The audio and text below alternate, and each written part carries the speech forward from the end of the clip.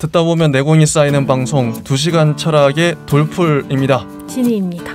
예, 안녕하세요. 반갑습니다. 네, 반갑습니다. 네, 요한네스 힐슈베르거의 서양 철학사 상권 고대와 중세 편을 하고 있는데요.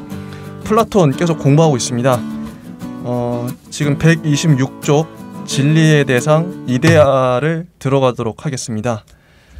한번 읽어보도록 할게요. 우리들의 정신이 가지고 있는 선천적인 개념들에는 알맞은 대상들이 맞세워져 있다. 플라톤은 진리의 원천에 관한 문제에 대해서와 마찬가지로 이 대상의 세계에도 관심을 가지고 있다. 개념의 대상이 맞서 있죠. 개념과 대상. 자, 그다음 다음 문단 읽어볼게요. 플라톤은 사고가 그 자체로서도 절대로 변하지 않는 여러 가지 대상들과 관계를 맺고 있기 때문에 사고의 내용도 변하지 않는다고 분명하게 말하고 있다. 이 대상들이 이데아겠죠. 영혼은 항상 똑같은 방법으로 그 대상들과 관계를 맺고 있다. 왜냐하면 영혼은 그렇게 함으로써 그 자체도 종류가 꼭 같은 그 어떤 것을 붙들게 되기 때문이다. 영혼을 이 플라톤은 되게 순수하게 봤는데 영혼과 그 이데아가 관계 맺는 방식이 같다. 그 어떤 것이란 우리들의 입에 항상 오르내리는 대상들이다. 즉 아름다움 그 자체, 선 그 자체, 건강 그 자체, 힘샘 그 자체, 같은 것, 큰 것, 작은 것 그 자체. 요컨대 하나하나의 본질, 실체, 우시아이다. 이 대상들에게는 어떠한 방법으로서건 또 그 어떠한 때에라도 손톱만한 변화도 절대로 없다. 이 대상들은 한 가지의 모습을 하고 있는 어떤 것이요, 영원한 것이요, 죽지 않는 것이요, 신적인 것이다. 이러한 것이 플라톤의 이데아이다.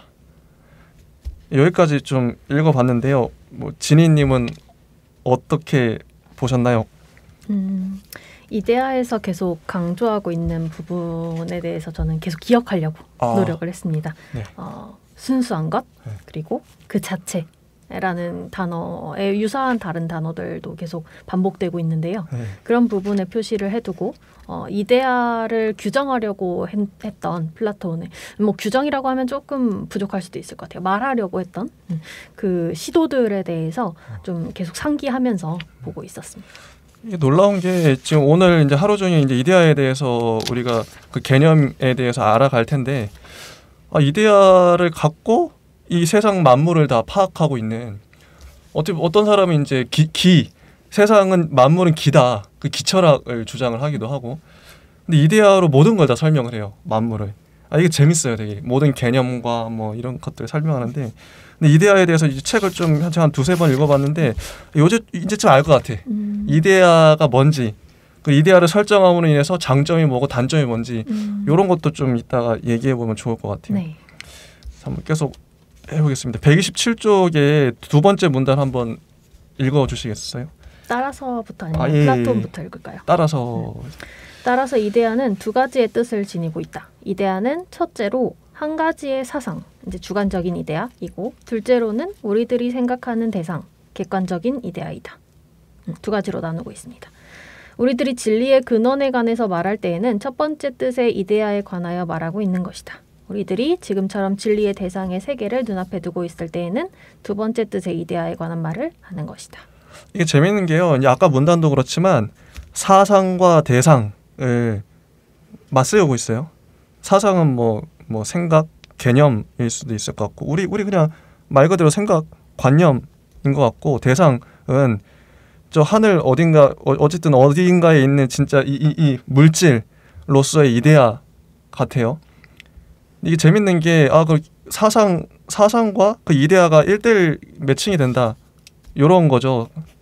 근데 사상은 주관적인 이데아고 대상은 객관적인 이데아다. 이런 식으로 매칭이 된다. 이렇게 설명을 하고 있고요. 그 다음 문단은 쭉 나오지만 좀 봐서 요 중간부터 보면 그리스 사람은 대상을, 이 대상은 뭐 이데아겠죠. 대상을 항상 현실적이고 이원론적으로 이해하고 대상을 정말로 정신에다 마주 세웠다. 잠깐, 여기서 말하는 대상은 실제 사물인가? 사물 같기도 하고요. 어쨌든 대상. 그래서 만물을 이원론적으로 이해했대요. 그래서 대상을 정말로 정신에다 마주 세웠다.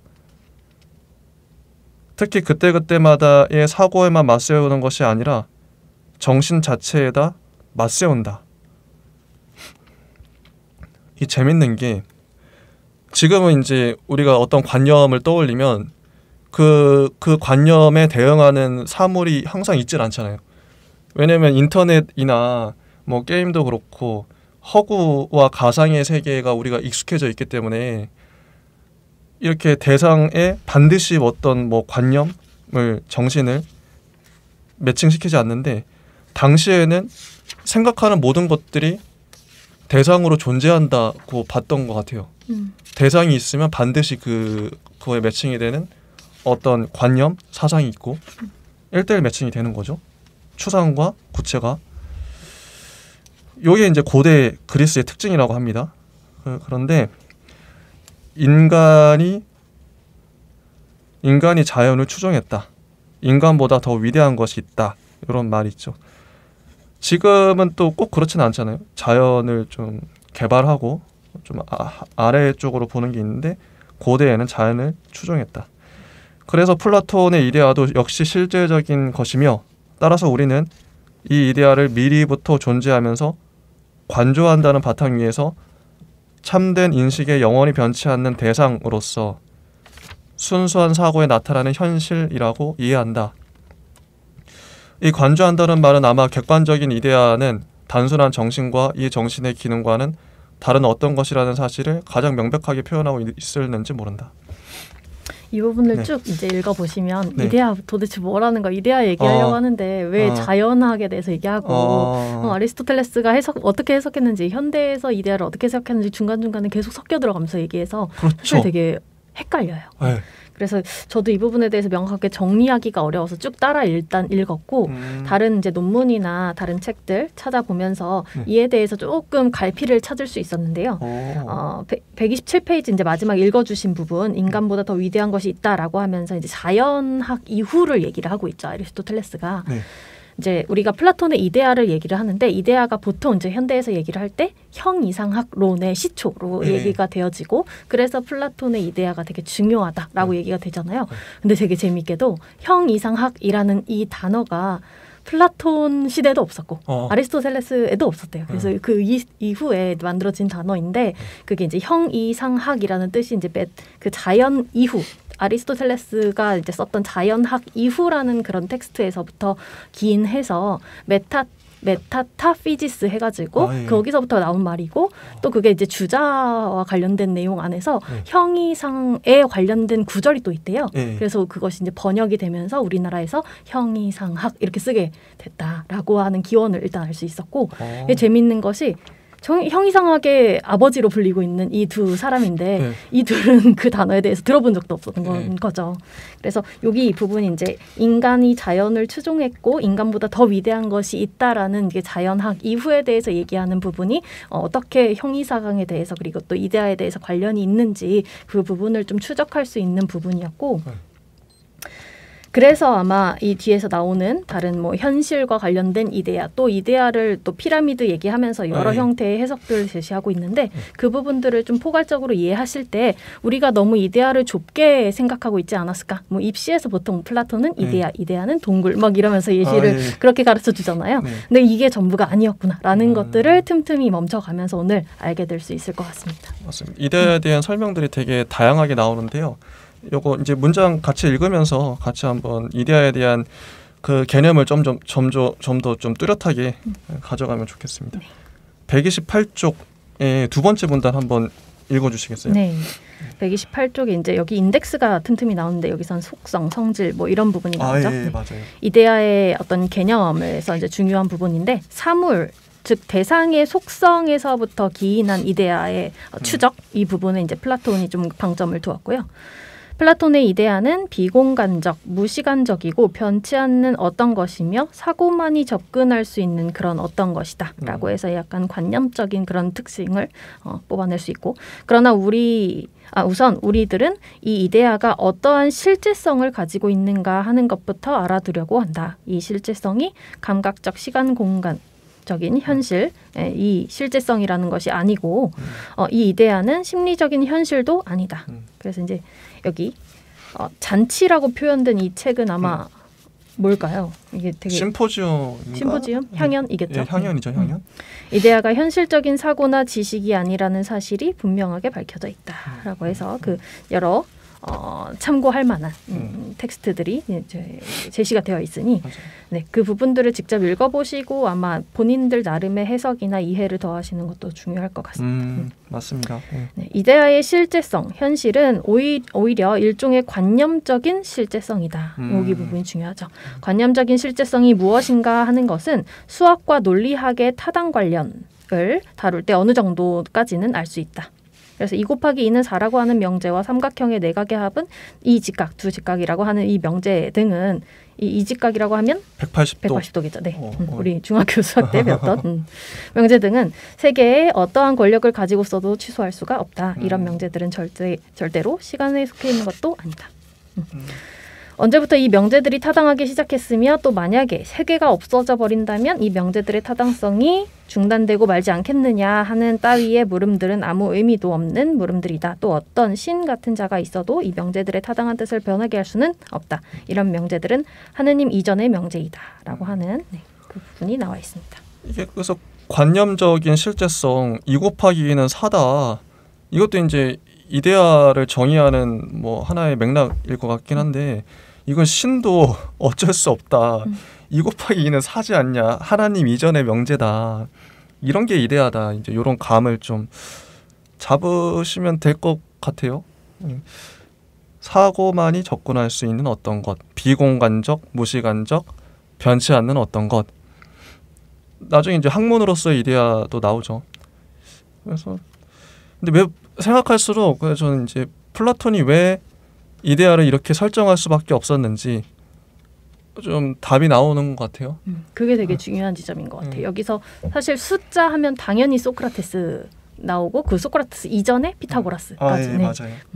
당연히 떠오르게 되는데 그 부분에 어떤 부분을 플라톤이 주로 가지고 오고자 했는지를 계속 상기하시면서 보는 게 좀 도움이 될 것 같습니다. 왜 변하면 안 되냐면 변하는 것들은 고정시킬 수가 없으니까 이게 학문이라는 건 기본적으로 개념을 정의를 해야 되는데 자꾸 변하고 자꾸 사라지고 없어지고 이러면은 학문이 될 수가 없잖아요. 정의를 할 수도 없고.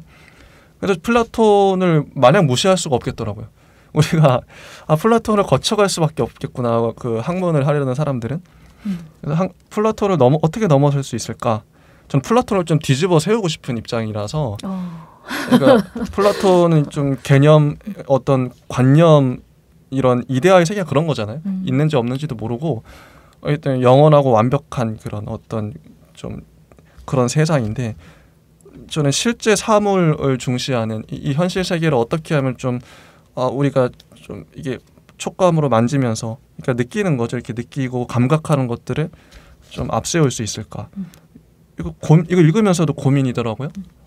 그런데 이제 여기서 좀 정리를 하고 넘어가야 될 것이 플라톤 하면 당연히 이데아가 떠오르잖아요. 근데 플라톤이 곧 이데아의 전부를 얘기하고자 한 건 아니었거든요. 그래서 그 부분에서 왜 이제 이런 이야기들이 나왔냐 하면 단 이제 우리 학문 이제 여기는 이제 철학사를 얘기를 하고 있기 때문에 플라톤을 설명하기 위한 정말 중요한 축의 하나로서 이데아를 가지고 온 거잖아요. 그렇죠. 근데 플라톤을 전부 알려면 플라톤을 전부 알려면 이데아를 알아야 되고 그 첫 번째가 이데아이고 두 번째는 아페이론. 아페이론. 네, 아페이론이고 아페이론 앞에서 들어봤었죠. 아페이론이 뭐였죠? 네, 천천히 정리를 해나가면 될 텐데 아페이론 그리고 세 번째는 능동성이라고 합니다. 이 세 가지를 전부 짚어가야 플라톤을 제대로 인지할 수 있고 그 이데아만 본다라고 하면 플라톤의 3분의 1밖에 모른다라고 할 수 있다는 거. 그래서 이제 플라톤의 이데아를 하다 보면 자꾸 모순 지점이 발생하고요.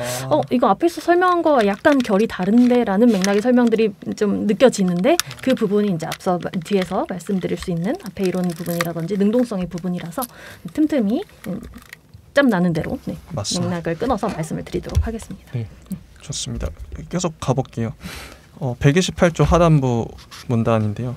그런데 플라톤에게 있어서는 이 관념적인 현실이 다른 어떠한 현실보다 강하다. 왜냐하면 물질적인 세계는 언젠가는 지나가 버리고 말 것이지만 이 명제들은 언제까지라도 타당할 것이기 때문이다. 따라서 이 명제들은 구체적인 사고의 내용을 도식적 보편적으로 공식화하는 그런 단순한 개념들이 아니다. 만약에 그렇다고 한다면 이 명제들은 마치 한 가지의 사고작용이 그런 것처럼 시간적인 것이 되고 말 것이다. 그러나 플라톤의 이데아는 어떤 영원한 것, 즉 시간이 없는 그런 것이다. 더 나아가서 이데아는 스스로는 세계에 조금도 의존하지 않는 세계 최고의 설계도다. 이데아는 존재자의 존재이며 비유적으로 말하자면 모든 사물들의 심장이다. 물질적인 세계는 그렇지가 않아 스스로의 무게가 있고 잘못을 저지르고 결함을 드러내기도 한다. 그리고 뒤에 와서 헤겔이 말한 것처럼 이데아의 관계에 의해서 지배되고 이끌려 나간다. 플라톤은 물론 이 물질적인 세계는 이데아의 은총에 의해서만 명맥을 유지하고 있다고 말할 것이다. 그러니까 물질 세계는 이데아의 은총에 의해서, 이데아의 관계에 의해서, 그리고 존재자의 존재인 이데아에 의해서, 모든 사물들의 심장인 이데아에 의해서 물질 세계가 만들어진다는 거죠. 우리 지금 눈에 보고 있는 세계들이. 그러니까 이데아가 결국 중요하고, 지금 우리가 보고 있는 것들은 이데아의 모사인 거죠. 허상?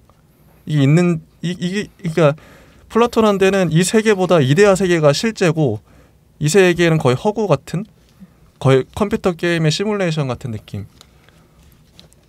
그렇게 본 것 같아요. 근데 저는 이런 관점이 물론 이렇게 보는 것도 좋은데 문제가 있다. 뒤에 아마 동물의 비유에서 더 자세하게 나올 겁니다. 좋습니다. 계속 가보죠. 두 번째 159쪽의 두 번째 단락 한번 읽어주시겠어요? 그래서 플라톤은 관념적인 현실을 본래적인 현실, 즉 존재자 중의 존재라고 본다. 라이프니츠에 있어서 이제 여기 라이프니츠라는 철학자도 나오는데요. 네, 맞아요. 마찬가지로 플라톤에게 있어서도 진정한 원은 칠판에 그려 있는 원이 아니라 관념의 원이다. 그래서 오직 이 관념의 원에게만 원의 여러 가지 법칙들이 타당하다. 타당해지는 거죠. 문장들이 간간히 좀 비문이 있습니다. 많아요. 칠판에 그려진 원은 원의 조건들을 충족시킬 수 없다. 왜냐하면 이런 원은 선이 넓이, 즉 연장을 가지고 있고 또 절대로 완전히 동그랗게 될 수는 없기 때문이다. 다른 관념들에 있어서도 이와 마찬가지다. 인간의 관념을 완전히 구현한 사람, 즉 절대적으로 완전한 사람이 살았던 적이 있는가? 혹은 자연의 왕국에 있는 식물, 동물, 꽃, 그리고 무수한 객체로 나눠져 있는 생명 없는 물체들도 그들이 아무리 많이 있다고 하더라도 그 관념을 완전히 구현할 수 없기 때문에 그 종의 관념이 가지고 있는 풍부한 내용을 끊임없이 거듭해서 새로운 객체 내에서 표현할 여지를 가지고 있는 것이 아닐까. 여기서 이제 각각이 연결되고 있다는 지점을 좀 주목을 하셔야 됩니다. 맞아요. 관념만이 완전하고 참되고 본래적인 현실이기 때문에 동식물과 무생물은 관념을 구현할 수 없는 반면 이것들은 관념을 모사하려고 애쓴다. 그러나 이것들은 항상 근사치에만 이를 뿐 순수한 가치와 본질 자체에는 이를 수가 없다. 우리 그래서 이제 유비적인 표현, 존재 이런 거 할 때 얘기를 했었죠. 감각의 세계 전체가 이데아의 세계처럼 되려고 애쓰나 그렇게 될 수는 없고 항상 여전히 그보다 못한 것으로 남아있다라고 파이톤에서 나와 있고요.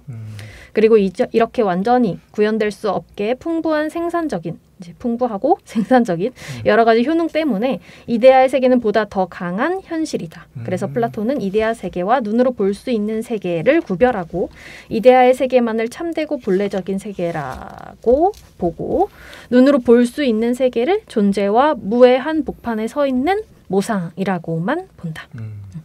이 부분을 좀 주목해서 봐야 될 것 같아요. 이제 존재와 무에 대해서 얘기하기 시작했는데 이 부분이 앞서 말씀드린 이제 아페이론이랑 약간 연관이 됩니다. 아하. 여기서 잠깐 끊어가서 그 아페이론의 연결 지점을 찾아본다면 예, 좋습니다. 존재, 무 이렇게 얘기를 했을 때 무언가는 있고 없고 어떤 것의 구별로 인해서 이데아에서 말하고자 하는 뭐 현상계와 무엇과 뭐 이렇게 나눠져 있는 어떤 현실과는 좀 괴리된 분리 뭐 이런 것들 그런 걸 통해서 얻어지는 동일성 이런 것들 이데아에서 강조하고 있죠. 그런데 맞아요. 그 얘기에서 끝나면 사실 플라톤은 되게 얕은 이야기밖에 한 게 안 되죠. 그런데 이제 그 이상을 얘기할 때 이런 얘기를 합니다. 존재와 무도 존재와 무가 있다라고 얘기를 할 수 있다면 존재도 무도 아닌 것도 있지 않을까. 이 맥락이 사실은 아페이론에 해당된다라고 이제 다른 원고에서 그렇게 얘기를 하고 있고. 재밌네요. 존재는 이데아인 게 확실하고 무는 그럼 지금 이제 우리가 살고 있는 지금 이 세계는 존재와 무의 중간에 있다. 존재도 무도 아닌 좀 약간 어중간한 상태. 재밌네요. 네, 그래서 이 얘기를 왜 했을까 좀 돌이켜서 생각해 보면 사실 세계를 설명하려고 하는 것이 철학자들이잖아요. 네, 그렇죠. 네, 이 이데아 얘기를 종합적으로 미리 먼저 얘기를 해드리면 이 세계를 종합하려고 했던 앞선 사람들이 있었어요. 예, 있죠. 이 플라톤이 너무너무 싫어했던 그 소피스트들인데요. 있죠. 이제 소크라테스와 플라톤은 사물들을 모두 다 알 수 없다라고 얘기를 하고요. 그래도 그럼에도 불구하고 알려고 해보는 시도. 그래서 참된 지식, 절대 지식 뭐 이런 거에 대한 갈구 이런 게 느껴지는데요. 있죠. 그게. 당시 소피스트들은 그렇게 얘기를 하고 다녔다고요. 우리들은 다 안다. 다 설명할 수 있다. 너도 나도. 그래서 이제 절대적인 상대주의 뭐 이런 거 얘기하면서 교만했네. 그렇죠. 네가 말하는 거 모든 우리가 모두 말하는 것이 뭐 만물의 근원이다. 뭐 이런 식의 뭐 문장도 있었죠. 되게 유명한 그런 맥락들을 좀 비판하고자 아마 좀 탄탄하게 하고자 좀 여기저기서 가지고 왔던 것 같고 플라톤도 고심을 했겠죠. 존재와 무를 택하면 사실 택함으로 인해서 비어있는 부분이 존재하게 되는데 그 비어있는 부분을 이제 아페이론으로 채워가고 그 이후에 또 능동성의 개념이 또 채워지게 돼서 이제 이 플라톤은 만물을 설명할 수 있게 되는 그런 정말 강력한 어떤 무기를 갖게 되는 거죠. 이거 진짜 재밌는 게요. 이게 지금 우리가 알고 있는 이 세계가 완전한 존재다라고 얘기해도 좀 어폐가 있으니까 존재는 어쨌든 이데아로 설정해 놓고 완전한 그 원 뭐 2 곱하기 2는 4야. 이거 완전한 존재 누구도 의심할 수 없는 존재를 이데아로 설정해 놓고 지금 이 현실을 또 무라고 완전한 허상이라고 얘기하기도 좀 그래. 있긴 있잖아. 어쨌든 있으니까 이거 존재와 무 사이에 이 세계가 존재하긴 해. 이렇게 하면 좀 반박하기 어려운 이 어떤 그 이데아 존재를 이 세계가 모방하고 있어. 이렇게 얘기하니까 좀 더 철학이 탄탄해지는 느낌이랄까요? 네, 이전에 철학자들이 좀 떠오르실 거예요. 엘레 아쿠아부터 시작해서 약간 대립하고 있었던 그 두 이론을 종합하고 싶어하는 그 플라톤의 욕망을 읽을 수 있고 조금 더 아마 촘촘하게 봐야겠지만 그러합니다. 예, 좋습니다. 예. 가령 우리들이 수학적인 타당 관련에 의해서 관념적인 현실의 뜻을 밝혔다 하더라도 이제 여기 로체라는 사람이 나오는데요. 로체의 이야기처럼 이데아를 그저 타당한 것으로만 이해한다면 이런 일은 플라톤의 정신에 따라 생각한 것이라고는 할 수 없을 것이다. 그렇게 단순하게 봐서는 안 된다는 뜻이죠. 왜냐하면 타당한다. 여기도 이상하죠. 타당하다라고 하는 것은 현대의 개념, 이제 현실성의 정도를 희박하게 하는 것을 뜻하기 때문이다. 또 그 이유는 현대의 사고는 물리적인 현실을 본래적인 현실이라고 보는데 익숙해져 있기 때문이다. 그렇죠. 그런데 플라톤에게 있어서는 이와 반대다. 그에게 있어서는 관념적인 현실이 현실성의 정도를 희박하게 하는 것이 아니라 오히려 충실하고 순수한 현실을 관념적인 현실로 보았다라고 마무리를 하고 있습니다. 아니 이 문단 자체가 재밌는 게 좀 묻고 싶어요. 물어보고 싶은데 여러분들은 이 문단에 나온 내용 예를 들면 이런 거죠. 요거 어딨냐? 내가 읽어봐야 되는데 감각의 세계 전체가 이데아의 세계처럼 되려고 애쓰나 그렇게 될 수는 없고 항상 여전히 그보다 못한 것으로 남아있다. 관념만이 완전하고 참되고 본래적인 현실이기 때문에 동식물과 무생물은 관념을 구현할 수가 없는 반면 이것들은 관념을 모사하려고 애쓴다. 뭐 이런 거죠. 이거를 여러분들은 믿으십니까? 이렇게 생각하세요? 궁금하더라고. 이거 이제 설득 나름 이제 이렇게 플라톤은 이렇게 생각을 한 건데 어떻게 보시나요? 이대로 생각하시나요? 이데아를 이해하려고 저는 그대로 수용을 했고요. 수용했고요. 네, 이데아의 개념에서 입각해서 설명한 부분입니다. 아니면 실제 이렇게 생각하세요? 그러니까 이거는 동식물들이 어떤 이것도 이제 어떤 세계관이고 이제 나름의 이제 자기 철학일 수도 있을 것 같은데 이 얘기는 뭔 얘기냐면 그거잖아요. 그러니까 어떤 이데아라고 그러지 꼭 이데아라고 안 그래도 어떤 그 동식물보다 인간이 더 뛰어나고 더 나은 존재인 까닭이 동식물들은 이제 관념이 없어 얘네들은. 그리고 인간은 어떤 관념을 추구하고 있고 그러니까 이게 위계적인 사고잖아요. 관념이 더 뛰어나고 이데아가 현실보다 더 낮고 어쨌든 층을 이루고 있단 말이죠. 그래서 모든 사물은 모든 세계는 이데아를 향해 나아가고 있어. 이데아를 모방하려고 해. 나중에 신까지 나오잖아요. 만물이 존재하는 이유는 신 때문. 이건 기독교에 이제 기독교가 그대로 받아들였죠.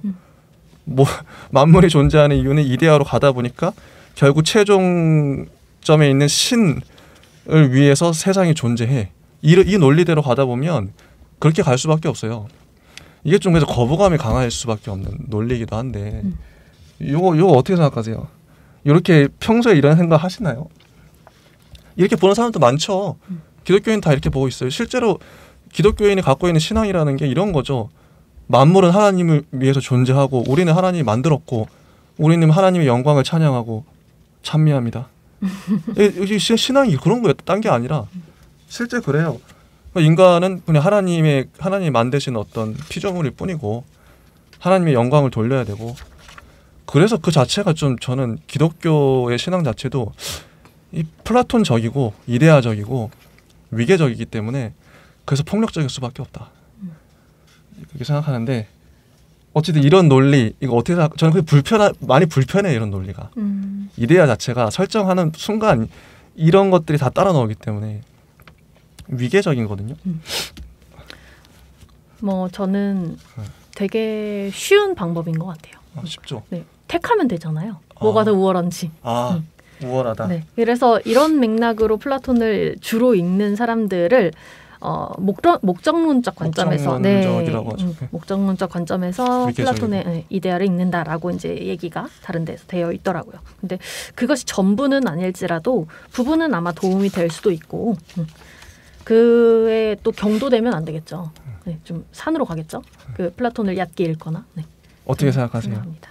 저는 제 경험으로 그냥 말한다면 일요일 날 등산을 했는데 그때 제가 설악산을 갔거든요.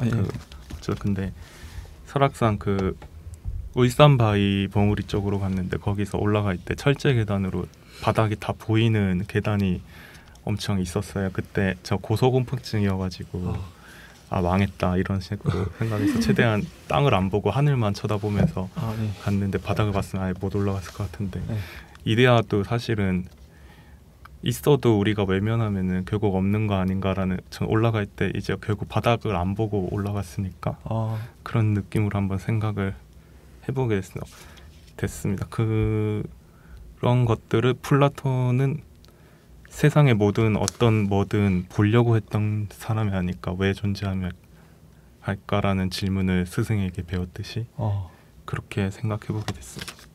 네, 좋습니다. 여기 130쪽의 두 번째 문단을 한번 읽어주시겠어요? 네. 요거 그러나부터 해서. 네. 그러나 우리들은 이 강한 현실을 두 개의 세계가 있다는 학설의 뜻으로 완전히 분리되어 있는 것이라고 생각해서는 안 된다. 플라톤에게는 존재의 통일도 있다. 그러나 그는 이 하나의 존재를 여러 가지 양상, 즉 모상으로 존재, 자연적인 것과 예술적인 것의 존재, 이데아적인 존재 등으로 나눈다. 이게 재밌는 게요. 지금까지 논의를 보면 저도 이렇게 생각했었는데 그러니까 이 세계 설이 될 수도 있는데 이데아의 세계가 있고 지금 우리 현실의 세계가 있고 그럼 세계가 두 개 아니냐. 근데 그게 아니다. 결국 결론은 이제 플라톤에게는 이데아의 세계만 있고 나머지 세계는 이데아를 모방하는 어쨌든 이 세계는 세계로 안 치는 것 같아요. 이데아의 세계만 오로지 존재하는데 그거를 이제 다 모방하고 있는 그런 뉘앙스더라고요. 한번 읽어주시겠어요? 그는 이데아적인 존재가 보다 강한 현실이며 강한 현실. 참되고 본래적인 존재이며 이것이 있음으로써 다른 존재들이 존재를 갖게 되며 존재에 관여한다고 말하고 있다. 이런 것은 정신과 이 정신의 영원한 진리와 가치가 스스로 경험하는 데서 우리들이 알게 된다. 이러한 자기 경험이라는 말 대신에 중세기의 사람들은 원리를 소유하는 상태라고 또 하고 동시에 이것을 신의 빛에 관여하는 것이라고 보았다. 이러한 정신에 의해서 우리 인간들은 시간과 공간적인 경험을 벗어나 시간이 없는 세계로 들어가게 되는데 이것은 우리들의 감각적인 세계를 잃어버리는 것도 아니고 완전히 다르고 조금도 이해할 수 없는 세계로 도망치는 것도 아니다. 이와 반대로 인간이 이 감각적인 세계를 뿌리째 파악한다는 것이다. 플라톤에게 있어서는 초월적인 것이 내재하고 있다. 이데아론이란 양태를 분석하는 것이다. 이게 그러니까 이 문장도 중요한 것 같아요. 플라톤에 있어서는 초월적인 것이 내재한다. 이게요, 초월이란 단어 나오면 신입니다. 신학이 다 초월이에요. 초월. 인간은 초월해 있는 거. 이데아도 마찬가지죠. 뭔가 이 세계를 넘어 있는 어떤 초월적인 어떤 것들을 보고 있는데 초월 나오면 무조건 신 나와요. 신학이 나올 수밖에 없고. 근데 초월적인 것이 내재하고 있대요. 우리 이 세계 안에 이 현실 안에 이 사물 안에 초월 이데아가 내재하고 있다. 그러니까 이데아를 안다는 건 이 감각적인 세계를 뿌리째 파악한다는 것이다. 근본적인 것들을 꿰뚫어 본다. 이 말도 곱씹어 보면 맞는 거고, 왜냐면 개념을 알고 학문적인 그 이데아를 알면 초월이 내재하고 있는 것들을 안다. 뿌리째 파악한다. 이게 맞는 것 같아요. 계속 읽어주시죠. 플라톤이 분명하게 학원하고 있는 바와 마찬가지로 감각에게 주어져 있는 것은 불확실하고 뒤흔들리나 이데아 세계를 인식하게 해주는 정신에게 주어져 있는 것은 확실하고 무시간적이라 하는 사실은 우리들의 감각적인 경험의 세계와 교섭함으로써 얻어진 비판적인 통찰이었다. 만약에 이성이 감각적인 직감과 다른 것이라면 이성에 맞서는 존재, 즉 사유적 형상적인 존재는 확실하고 참된 존재이다. 플라톤은 존재의 이러한 양태를 존재자 앞에서 또 존재자 안에서 발견하였고 이것을 끄집어내어 이데아라고 일컬었다. 이런 것이 그의 양태와 관한 분석이며 또 분리라고 하는 것이다. 네. 진희님은 이 문단을 어떻게 보셨나요? 제가 중요하게 봤던 부분은 이 마지막에 플라톤은 존재자 안에서 그걸 발견하였다라고 하죠.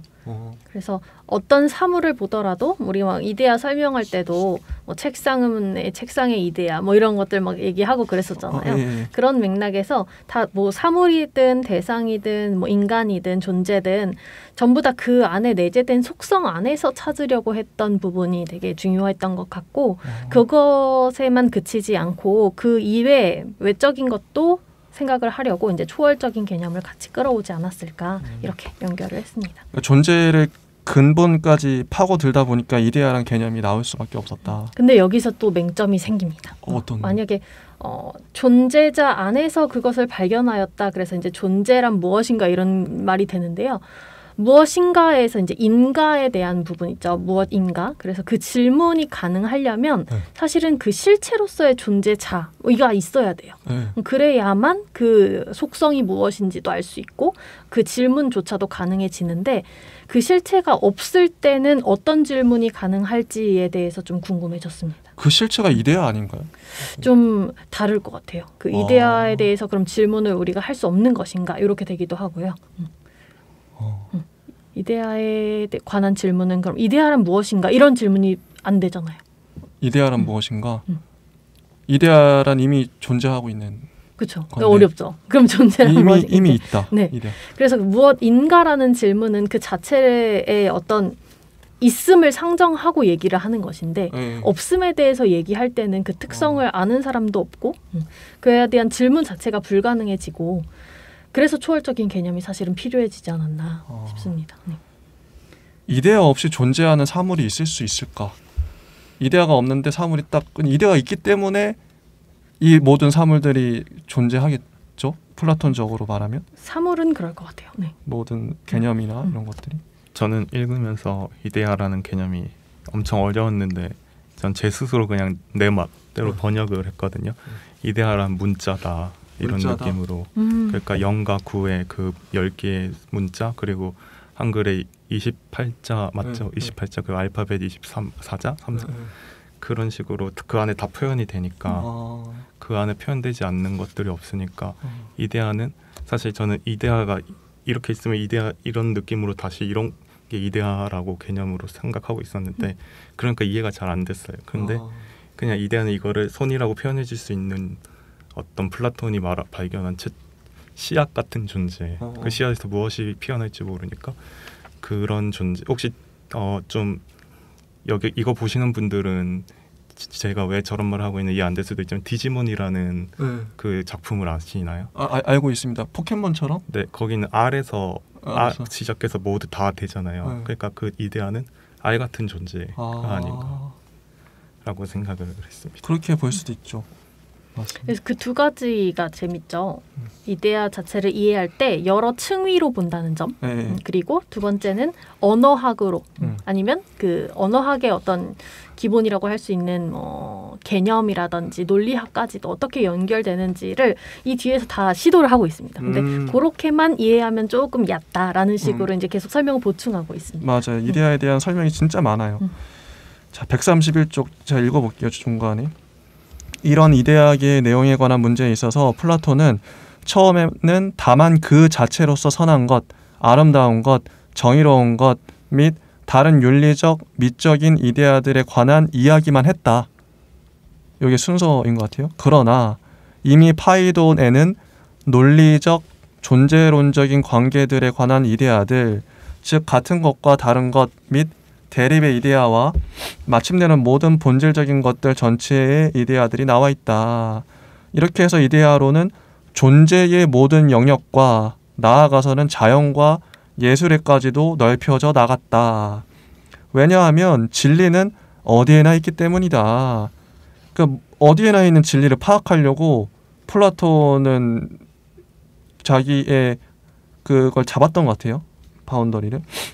파르메니데스와 소피스테스에서 플라톤은 마지못해 이거 재밌는데 머리카락과 때와 뭐 똥도 있겠죠. 똥과 뭐 기타 가치에 반대되는 것들의 이데아를 시인하는 것처럼 말하고 있으나 여기서 사람들은 분명히 그의 이데아로는 원래는 일종의 관념론이었다는 것을 느낄 수 있다. 그러나 그렇다고 해서 나이를 먹은 플라톤이 자기의 이데아론의 성격을 변하게 했다고 믿어서는 안 될 것이다. 우리들이 그 자체 또는 본질적인 것, 즉 이러저러한 것을 규정해주는 것이라고 도장을 찍는 모든 것은 이미 파이돈에서도 빠짐없이 이데아라고 해요. 막스 셸러가 말한 바와 같이 이것도 재밌는데요. 악마의 이데아도 인정되어야만 당연할 것 같다. 그럼 선의 이데아가 있으면 그럼 악마의 이데아도 있냐 이런 질문. 그런데 이 악마의 이데아도 이데아계에 알맞으며 또 결국은 선의 이데아에서 생겨나는 것일까? 이 모순이잖아요. 선의 이데아에서 어떻게 악의 이데아가? 이 문제와 더불어 우리들은 다시 앞에서 다룬 문제, 즉 어떻게 해서 모든 존재자들이 다 정말로 선하다고 하는가? 선하지 않을 수도 있잖아. 이런 문제를 다시 다루게 된다. 우리들은 여기서 플라톤의 사고 구조는 재밌어요. 오직 완전히 정해진 한 가지의 존재만을 염두에 두고 있다. 그런데 이 한 가지의 존재란 곧 일종의 신적이고 창조적인 이성으로서 스스로를 체험하는 그런 정신의 측면으로부터 보아 참되고 선한 것으로서 가려내진 존재이다. 플라톤한테는 참되고 선한 것만 존재하고 악한 게 없어요. 그냥 그건 무인 거죠. 이러한 있어야 할 것에 비춰보자면 사탄은 밤과 어두움의 현실로 전락하고 만다. 그런데 이러한 현실도 존재와 무의 중간에 끼어 있기 때문에 요런 문장도 계속 나오네요. 존재와 무의 중간. 아직은 현실이기는 하나 이미 존재 그 자체는 아니다. 존재 그 자체는 이데아인 거니까요.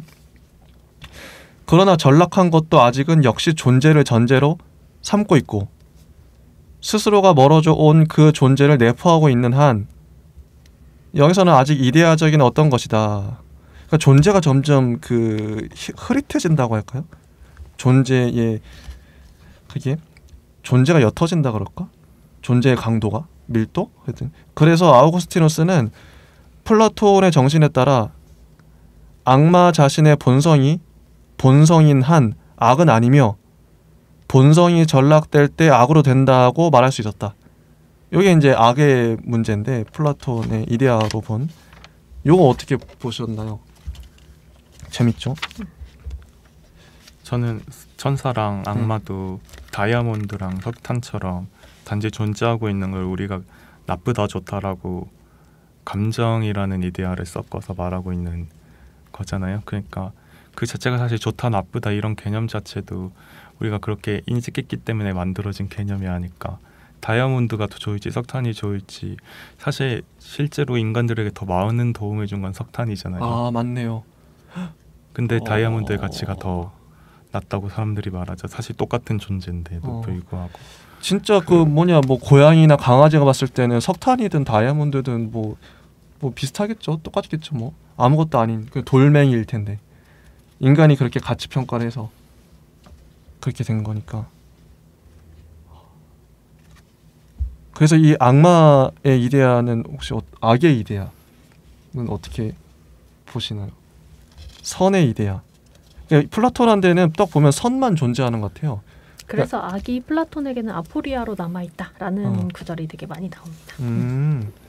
악이 없는 거죠, 그냥. 그건 없는 거예요. 무도 아닌 것 같아요. 무도 아닌데 그냥 설명할 수 없음에 빠져서 그걸 이제 플라톤이 어떤 대화편에서 좀 언급을 했었으면 너무 좋았을 텐데 그런 게 좀 아쉽죠. 네.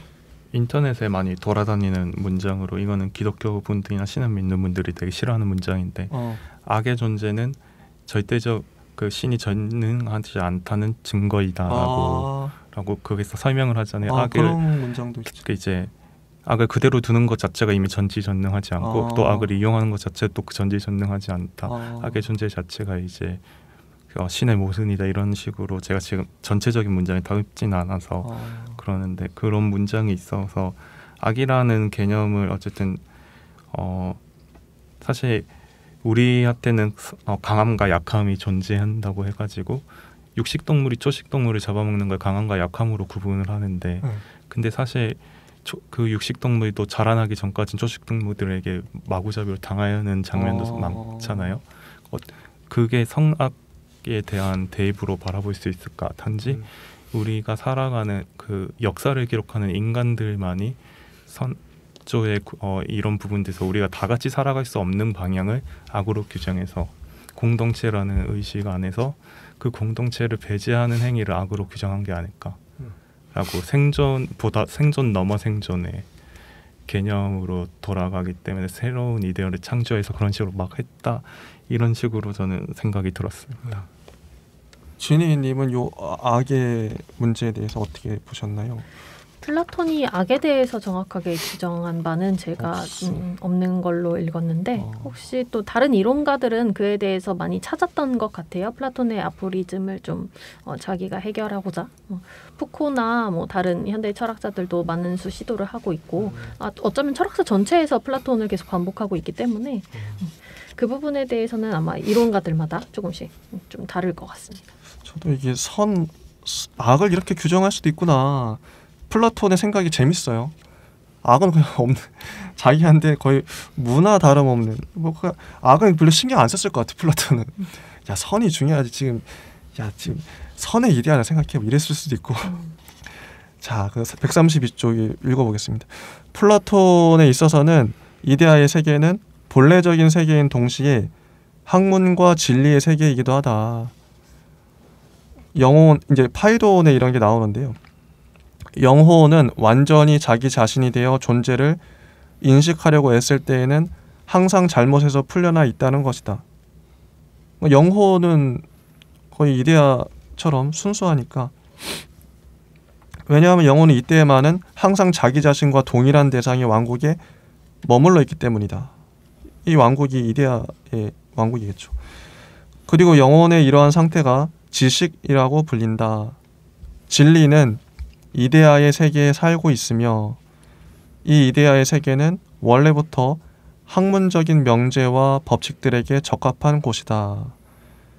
감각적인 경험의 세계는 이런 명제와 법칙들에 적합하지 못하다.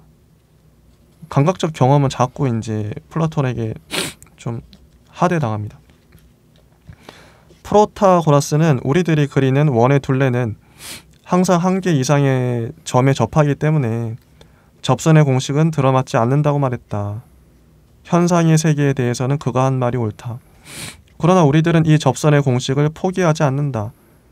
이러한 사실은 우리들이 감각적으로 펼쳐 있는 대상의 세계 이외에 다른 대상의 세계, 즉 관념적인 대상의 세계를 시인하고 있다는 사실을 증명해준다. 이런 사실은 원래 수학에서만 그런 것이 아니다. 모든 자연과학은 평균치를 가지고서 계산을 한다. 평균치. 그쵸? 뭔가 그 추상, 전 이거 추상이라고도 보고, 그러나 우리들은 평균치를 받아들임으로써 순수한 사실의 세계를 보지 못하고 만다. 그죠? 순수한 사실의 세계는 측정할 때마다 그 측정치가 달라지니까요. 또 만약에 우리들이 이 사실의 세계에만 머물러 있게 되면 사실로서 발견된 개별적인 결과들에만 매달리게 된다. 이 개별적인 결과들만 구체적으로 주어져 있는 것이다. 그러나 우리들은 평균치 덕분으로 구체적으로 주어져 있는 것들을 넘어서게 된다. 이게 학문인 거죠. 모든 학문이 이렇게 가죠. 추상화하고 어떤 개념이라는 게 구체적인 것들을 다 털어내고 가는 거죠. 그럴 수밖에 없고. 자, 평균치는 정확하게 계산되고 감각적인 현실과 이 감각적인 현실의 권리에 부딪히게 되면 반란을 일으키게 마련이다. 여기서 사람들은 관념의 세계라는 것을 끌어들여 구체적으로 주어져 있는 것들과 바꿔놓는다. 단순히 관념적인 학문에 있어서만 이렇게 되는 것이 아니라 모든 자연과학적인 확증에 있어서도 이와 마찬가지다. 플라톤은 이러한 학문과 진리의 세계를 맨 처음으로 발견한 사람이며 학문의 대상이 직접적이고 감각적인 현상의 세계라고 하는 일상적인 판단과 감각주의, 실증주의의 판단과 인연을 끄는 첫 번째 사람이기도 하다. 실증주의와 그것을 가지고서 학문의 터전을 마련하려고 했던 직접적으로 주어져 있는 것이 어렵네. 비인학단의 신실증주의자들에 의해 문제 삼아지기 훨씬 이전에 플라톤은 학문에 있어서는 직접적으로 감각적인 경험이 주어져 있는 것은 없다는 사실을 알고 있었던 것이다. 학문에 대해서 평균치 얘기가 나왔습니다. 요거 혹시 하실 말씀이 있으실까요? 추상화 그리고 보편에 대한 고민을 좀 많이 했었구나라고 받아들였고요. 맞아요. 바로 이어지는 동굴의 예시로 이제 이데아의 약간의 이미지를 좀. 요거 재밌습니다. 동굴의 비유. 네. 네. 자세하게 설명이 되어 있는 것 같아요. 워낙 유명하고 요거 한번 동굴의 비유 한번 읽어주시죠. 플라톤은 국가 7권에 나오는 유명한 동굴의 비유를 통해서 진리와 현실 그리고 실제, 이제 현실이 실제죠. 관한 자기의 사상을 분명하게 밝혀주고 있다. 이 동굴의 비유에서는 다음과 같이 말하고 있다. 이제 여기서 재밌습니다. 우리 인간들은 감옥에 갇혀 있는 자와 같다.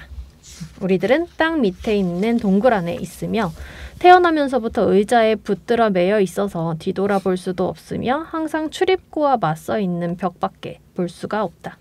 이 갇혀있는 자의 뒤쪽에, 즉 입구 쪽에 동굴을 가로질러 사람 키만한 벽이 있고 그 뒤에서 불이 타고 있다. 그런데 이 불과 벽 사이를 인간들이 지나다니며 이때 이 벽보다 높은 사람의 모습과 형체, 동물의 모습 및 도구 등을 짊어지고 다니게 되면 불 때문에 생긴 이 사물들의 그림자가 동굴의 벽에 비춰지게 된다.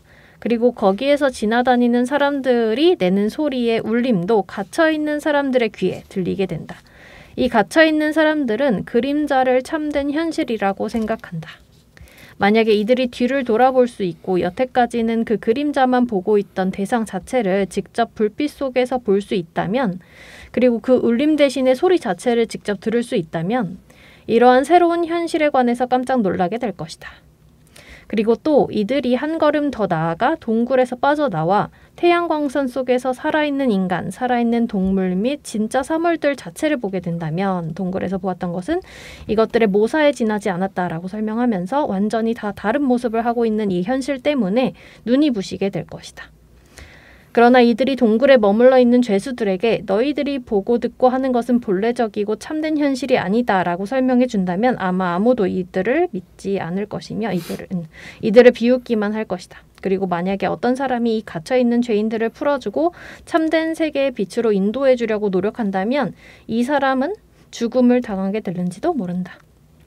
그러나 그렇다고 하더라도 이 갇혀있는 죄인들을 동굴 밖으로 끌어내지 않으면 안 된다. 사람들을 가상의 세계와 비유의 세계에서 해방시켜 참된 존재로 인도해 주는 것이 철학자의 첫 번째 과제다. 그런데 이 참된 존재란 물론 이 지상의 세계의 태양 밑에 있는 소위 실제적이고 시간 공간적인 세계는 아니다. 이러한 세계도 역시 일종의 모사에 지나지 않는다. 진짜로 존재하고 있는 세계는 이데아의 세계일 뿐이다. 이 이데아의 세계의 첫 번째 모사는 동굴의 배후에서 운반되어 지나가던 대상에 해당하는 것으로 시간과 공간 안에 있는 세계다. 이 마지막 단계의 모사, 따라서 모사의 모사는 벽에 비친 그림자로서 모방의 세계이다. 제가 한번 다음 단락을 읽어보겠습니다. 여기까지 하고 이제 동굴의 비유에 대해서 좀 나누면 재밌을 것 같아요. 이 비유 전체의 핵심은 단순히 존재의 여러 가지 층, 더 정확히 말하자면 존재에는 여러 가지 양태들이 있다고 하는 사상이 아니라 오히려 여기서는 한 가지의 층이 다른 층에 뿌리박고 있으며 더욱이 위에 있는 것이 밑에 있는 것의 발판이 되며 위에 있는 것이 자기에게 의존하고 있는 것의 바탕으로서 보다 강한 존재라고 하는 사상이다. 즉 그림자의 존재는 아까 벽에 비친 그림자죠. 물리적 실제적인 세계의 시간 공간적인 존재의 바탕을 두고 있으며 이 시간 공간적인 존재는 아까 이제 그림자가 나타나게 만든 그 지나간 사람들과 그 사물들, 이게 시간 공간적인 존재는 다시 관념적인 존재의 바탕을 두고 있다. 이제 세계의 층위가 아니죠. 그리고 우리들이 곧 보게 될 바와 같이 이 관념적인 존재는 가장 위에 있는 존재, 다시 절대자에게 바탕을 두고 있다. 그 위에 어떤 것이 바탕을 두고 있고 그것을 통해 그 어떤 것이 생각되어질 수 있고 존재할 수 있는 그런 것을 플라톤은 전제, 즉 어떤 다른 존재자가 있기 위해 먼저 있지 않으면 안 될 존재자라고 한다.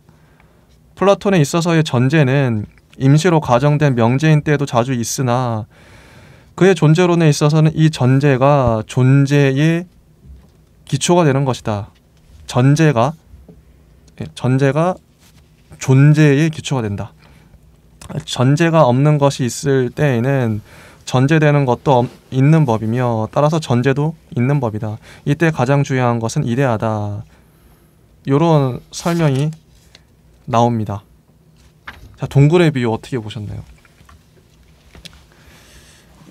아니 저는 이게 이야기로, 그러니까 플라톤이 탁월한 지점이 이런 것 같아요. 어려운 개념을 이게 서사로 어떤 비유로 쉽게, 비유의 장점은 이제 뭐 애들도 알아들을 수 있게끔 쉽게 하는 것도 있고, 이런 이제 비유를 들면 뜻이, 해석이 되게 풍부해지는 것 같아요. 단지 개념을 들어버리면 그 개념 안에 어떤 게 이게 갇혀버리는데, 이렇게 이야기를 하고 어떤 비유를 들면 개념이 더 풍부해지는, 플라톤이 의도한 것 이상으로 더 해석할 수도 있을 것 같은 느낌. 그렇습니다. 어떻게 보셨나요? 저는 이 이데아라는 느낌이 정말 이타카 같은 느낌을 받았는데요. 이타카 시도 있잖아요. 이타카를 찾아 떠나게 된 자체가 선물이지 이타카 자체에 도착한 게 선물이 아니다라고 저는 이데아를 알면 알아갈수록 그러니까 아직도 잘 모르지만 이데아를 몰랐을 땐 정말 위대한 뭔가 진리의 엄청 한 태양을 바라보는 그런 느낌이었는데 제가 발견한 느낌은 이 태양은 그냥 촛불 같은 느낌이 점점 들고 있어가지고 전제가 사실 또 너무 많잖아요. 이데아 이런 거다. 사실 그런 건 또 진리답지 않고 진리는 더 위험한 상황일수록 더 빛나야 진리지 그래도 그럼에도 변함이 없어야 진리인 것 같은데 이건 이렇게 해야 진리다 하니까 진리가 아니라고 느껴지게 되면서 점점 작아지는 것 같습니다.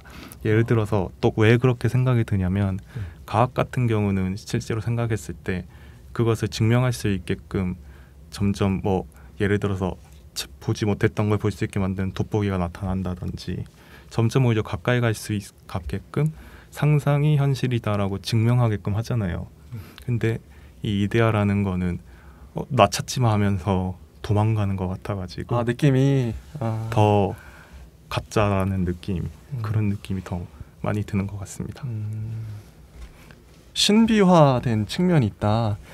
플라톤의 이데아가 너무 과대포장돼서 진리처럼 보여지는 그럴 수도 있겠네요. 진희님은 어떻게 보셨나요? 동굴의 비유. 네, 그냥 재밌었습니다. 일단 플라톤이라는 사람 혼자서 이렇게 생각해내지 못했을 것인데 그런 주변인들도 매우 궁금했고 이후 얘기들이 되게 더 궁금해지죠. 뭐 변증법이라든지 논리학이라든지 과연 이 동굴의 비유 안에서 어떻게 논리가 탄생할 수 있었는지 그리고 아리스토텔레스가 설명하고 있는 변증법과는 사실 플라톤이 좀 다른데 이것보다는 저것보다는 더 다른 그것 이러면서 이제 두 개 중에 하나씩 택해야만 하는 그런 지점들이 계속 생기죠.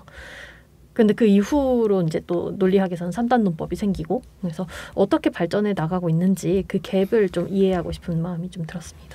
이게 또 아까랑 비슷한 질문인데요. 요거 실제 믿으십니까? 요런 사고 우리가 뭐 동굴의 비유를 들긴 했지만 그러니까 이 비유는 그런 거잖아요.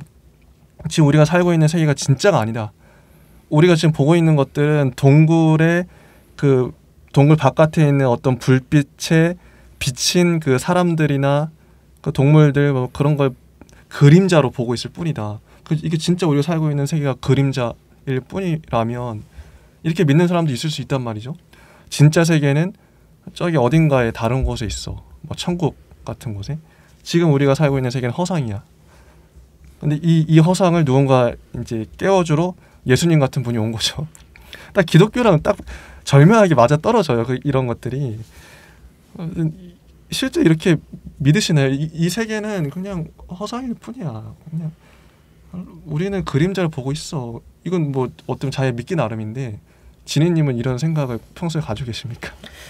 그것과 완전히 같다고는 할 수 없는데 거기서 빚을 많이 지고 있는 것 같아요. 빚을 많이 지고 있는 부분이 이제 내가 말하고는 있지만 내가 아무리 정확하게 그 어떤 것을 말하려고 해도 나는 부족할 수밖에 없다. 이런 생각을 언제나 가지고 있고요. 어떤 개념을 택하더라도 그 개념을 빠져나가는 그 무엇에 대해서 항상 자신할 수 없는 그 부분에 대해서는 상당히 플라톤적인 생각에서 많이 빚을 지고 있죠. 네. 저는 이 동굴의 비유를 보면서 플라톤은 100% 자신이 소피스트랑 다르다고 생각했을까. 제가 봤을 땐 소피스트랑 별반 다를 게 없는 느낌이기 때문에 그런 생각도 들었습니다. 아마 저는 좀 목적 면에서 아니 의도 이런 쪽에서는 소피스트랑 완전히 달라지는 지점을 고수했던 것 같아요. 왜냐하면 플라톤은 귀족 자제이기도 했고 맞아요. 결과적으로 기승전 정치가가 되고 싶었던 사람이라서 그런 사람이죠. 그리고 좋은 정치가 그리고 젊은이들을 좋은 정치가로 키워내고 좋은 국가를 만들고자 하는 그리고 이제 여담이지만 플라톤이 그걸 이제 노생에까지도 그런 욕망을 버리지 못하고 이제 여행을 많이 했다고 했잖아요. 그 당시에 여행은 되게 위험했대요. 근데도 불구하고 여행을 갔던 이유는 실제 노예도 했잖아. 노예. 네, 그 이유가 본인의 국가를 만들고 싶어서 이상 국가. 그래서 그런 내용들을 좀 읽다 보니 이런 플라톤이 철학자가 하고 싶었던 게 아니라 사실은 정치 철학을 좀 완벽하게 하고 싶어서 정치 철학 그리고 정치가를 완벽하게 키워내고자 하는 그 욕망이 철학의 어떤 근원까지도 이를 이렇게 극단에까지 네, 밀어붙였구나. 그래서 맞아요. 아마 완벽주의자임과 동시에 되게 낭만적인 그런 면모가 더 많이 보였습니다. 진짜 낭만적이고 이상적이죠. 네.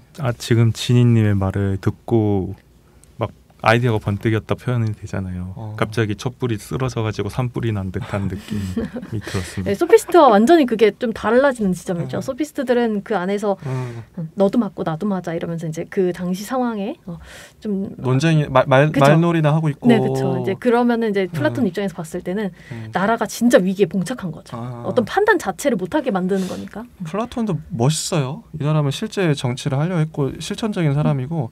원래 책 쓰는 것도 별로 이제 자기는 이제 강의 어쨌든 그 공부 집단을 만들기 위해서 아카데미아도 세우고 되게 실천적인 사람이에요. 되게 멋있는 사람인데 이데아는 점점 작아지는 느낌인데 플라톤은 되게 멋있어지는 거 같아요. 이상주의자죠. 자, 135쪽부터는 지금 이제 대략 1시간 정도 된 것 같아요. 다음 시간에 한번 해볼까요? 여기까지 동물의 비유하고 이제 절대자 나오는데 요건 다음 시간에 이어서 해보겠습니다. 이데아의 해석이 이어질 것 같습니다. 좋습니다. 네, 여기까지 하겠습니다. 감사합니다.